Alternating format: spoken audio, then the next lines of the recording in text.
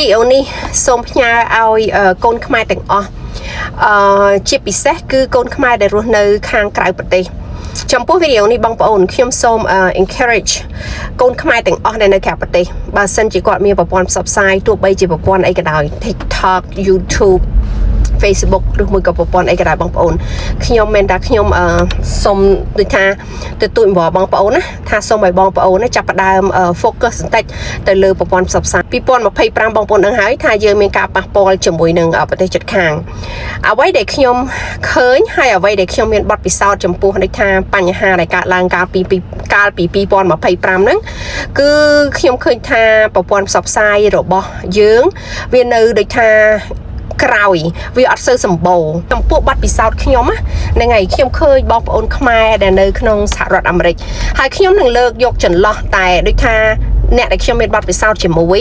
មិត្តភ័ក្តិដែលខ្ញុំមានប័ណ្ណពិសោធន៍ជាមួយហ្នឹងហើយដែលពួកគាត់ភាគច្រើនណាគាត់អត់សូវយកចិត្តទុកដាក់ឬក៏ដូចថាលេងជាមួយប្រព័ន្ធផ្សព្វផ្សាយទេ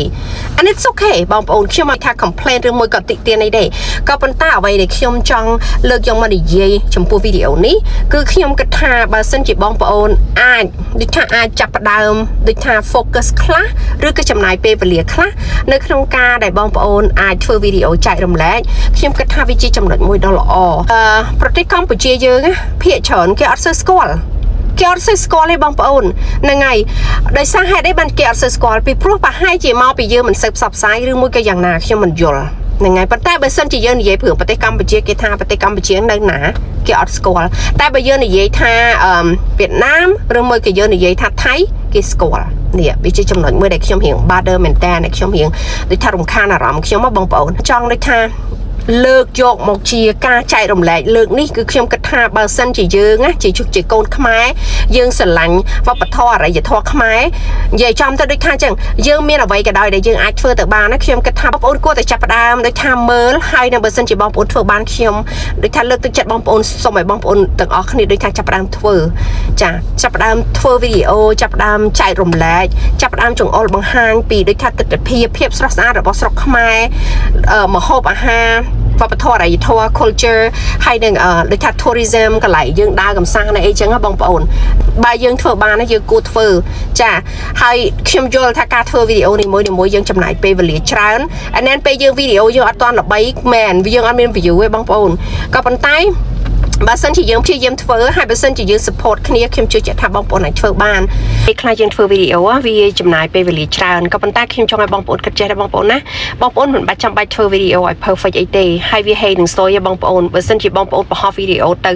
វីដេអូខ្លះបើសិនជាបងប្អូនធ្វើដោយផ្ចិតផ្ចង់បងប្អូនអាចមានអ្នក follow បើសិនជាមានអ្នក follow បងប្អូនអាចបានថវិកាដែរហើយវីដេអូមួយយើងអាចផុសទៅតាមប្រព័ន្ធផ្សព្វផ្សាយដូចជា Facebook YouTube TikTok អីបានណាតែការដែលខ្ញុំចែករំលែកនេះខ្ញុំក៏អត់ទាន់មានបទពិសោធន៍ទេដែរបងប្អូនខ្ញុំអត់ទាន់បាន monetize ទៅលើ YouTube ទៅលើអីទេក៏ប៉ុន្តែអ្វីដែលខ្ញុំឃើញភាពដូចថាយើងរៀងខ្វះខាតហើយដូចខ្ញុំថាជើ2026នេះបំណងរបស់ខ្ញុំបងប្អូនខ្ញុំចង់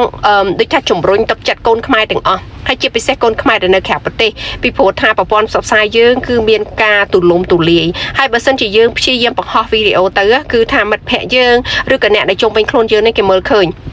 ហើយនៅពេលដែលគេមើលឃើញចាំបងប្អូនដឹងថាវាជាការមួយដែលផ្សព្វផ្សាយ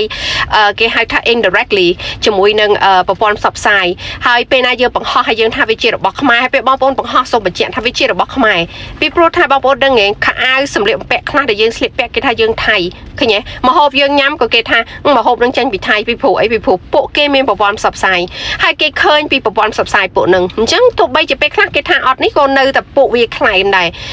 2026នេះបើយើងស្រុកគ្នាដូចថាចាប់ផ្ដើមពីដូចថាបទពិសោធន៍របស់យើងល្អដែលយើងទៅលេងស្រុកខ្មែរវីដេអូអីក៏ដោយចាស់យូរអីក៏ដោយបងប្អូនបង្ហោះឡើងហើយជាពិសេសសម្លៀកបំពាក់ម្ហូប culture ហើយនឹងភាសាអង្គរវត្តយើងបងប្អូនហ្នឹងហើយបងប្អូនចែករំលែកទាំងអស់គ្នាហើយយើងព្យាយាមរួមគ្នាបងប្អូនបើសិនជាបងប្អូននេះថាមានសំណួរពីរឿងធ្វើវីដេអូពីរឿងបងប្អូនអាចតាក់ទងខ្ញុំបានខ្ញុំបិសាខ្ញុំនៅមានពេញចិត្តជួយខ្ញុំពេញចិត្តនឹងជឿជាក់ថាបើសិនជាយើងព្យាយាមបង្ហោះទាំងអស់គ្នាហើយយើង support គ្នាទៅវិញទៅមកបងប្អូនណាហ្នឹងហើយខ្ញុំជឿជាក់ថាយើងប្រកាសជាបានជោគជ័យនៅក្នុងប្រព័ន្ធផ្សព្វផ្សាយបងប្អូនចាសសូមអរគុណ